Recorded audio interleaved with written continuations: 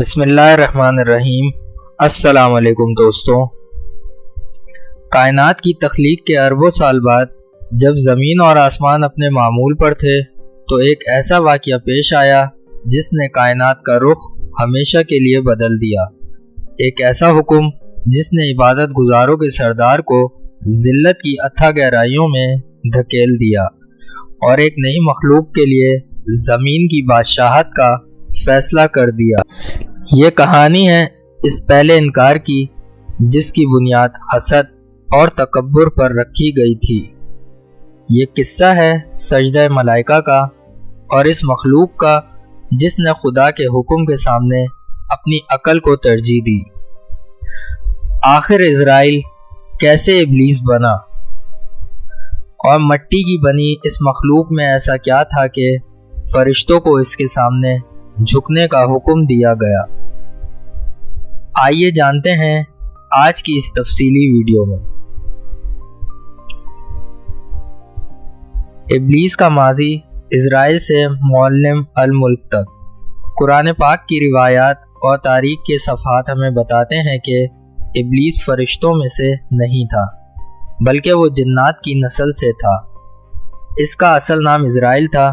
زمین پر جنات کے فساد کے بعد عزرائیل نے اپنی بے پناہ عبادت، زاہد اور تقوی کی وجہ سے وہ مقام حاصل کیا جو کسی جن کو نصیب نہ ہوا تھا۔ اس کی عبادت کا یہ عالم تھا کہ اسے آسمانوں پر لایا گیا جہاں وہ فرشتوں کو درس دیا کرتا تھا اور اسے معلم الملک یعنی فرشتوں کا استاد کہا جانے لگا۔ مقرب فرشتوں کی صفوں میں اس کا ایک اونچا مقام تھا اور بظاہر اس سے بڑا کوئی وفادار نظر نہیں آتا تھا، لیکن اس کے دل کے کسی خفیہ کونے میں ایک ایسی بیماری چھپی تھی جس سے خود فرشتے بھی بے خبر تھے۔ وہ بیماری تھی انا اور تکبر۔ حضرت آدم علیہ السلام کی تخلیق اور الہی حکم۔ پھر وہ وقت آیا جب اللہ رب العزت نے کائنات میں ایک نیا شاہکار تخلیق کرنے کا فیصلہ کیا۔ اللہ تعالیٰ نے فرشتوں سے فرمایا کہ میں زمین پر ایک خلیفہ بنانے والا ہوں۔ مٹی کا گوندا گیا اور اس سے ایک پتلا تیار کیا گیا۔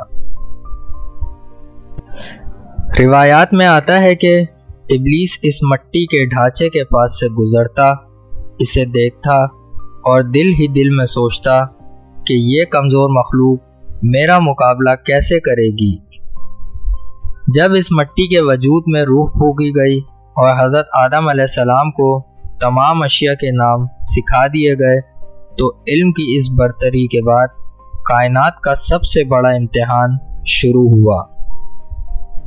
اللہ تعالیٰ نے فرشتوں اور وہاں موجود عزرائیل کو حکم دیا آدم کے سامنے سجدہ کرو۔ حکم ملتے ہی تمام فرشتے یکسر سجدے میں گر گئے۔ کائنات کی تاریخ کا وہ عظیم ترین منظر تھا جہاں نوری مخلوق مٹی کے سامنے جھک چکی تھی، لیکن ایک وجود ایسا تھا جو اپنی جگہ پر سخت کھڑا رہا۔ وہ ابلیس تھا۔ اس نے سجدہ کرنے سے صاف انکار کر دیا۔ قرآن مجید میں اس لمحے کو بڑے واشگاف الفاظ میں بیان کیا گیا ہے۔ جب اللہ نے پوچھا، اے ابلیس، تجھے کس چیز نے روکا کہ تو اسے سجدہ کرے جسے میں نے اپنے دونوں ہاتھوں سے بنایا؟ کیا تو نے تکبر کیا یا تو بڑے درجے والوں میں سے تھا؟ یہاں ابلیس نے وہ جملہ کہا جو کائنات میں تکبر کی پہلی دلیل بنا۔ اس نے کہا، انا خیر منہ خلقتنی من ناری وخلقتا من طین، یعنی میں اس سے بہتر ہوں، تو نے مجھے آگ سے پیدا کیا اور اسے مٹی سے بنایا۔ ابلیس نے اللہ کے حکم کے سامنے اپنی ناقص عقل کی منطق پیش کی۔ وہ یہ بھول گیا کہ فضیلت مٹی یا آگ کی نہیں ہوتی، فضیلت خدا کے حکم کی اطاعت میں ہوتی ہے۔ اس ایک تکبر نے اس ایک میں نے صدیوں کی عبادت کو ایک سیکنڈ میں راکھ کا ڈھیر بنا دیا۔ اللہ تعالیٰ نے فرمایا، یہاں سے نکل جا، تو مردود ہے اور تجھ پر قیامت کے دن تک میری لعنت ہے۔ اسرائیل ہمیشہ کے لیے ابلیس اور شیطان بن گیا اور اس نے قیامت تک کے لیے انسان کو گمراہ کرنے کا چیلنج دے دیا۔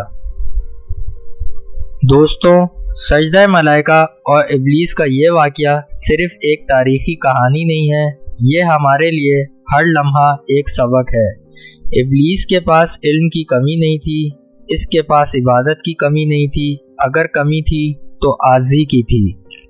آج ہمارے معاشرے میں بھی جب کوئی انسان اپنی دولت، اپنے علم، اپنے عہدے یا اپنی نسل کی وجہ سے دوسروں کو حقیر سمجھتا ہے تو وہ لاشعوری طور پر اسی ابلیسی سوچ کی پیروی کر رہا ہوتا ہے۔ اللہ تعالی ہمیں حسد، انا اور تکبر سے محفوظ رکھے۔ اگر آپ کو یہ تفصیلی ویڈیو پسند آئی ہو تو اسے لائک اور شیئر ضرور کریں اور کمنٹ سیکشن میں اپنی رائے کا اظہار کریں۔ ملتے ہیں اگلی ایک اور معلوماتی ویڈیو میں۔ اللہ حافظ۔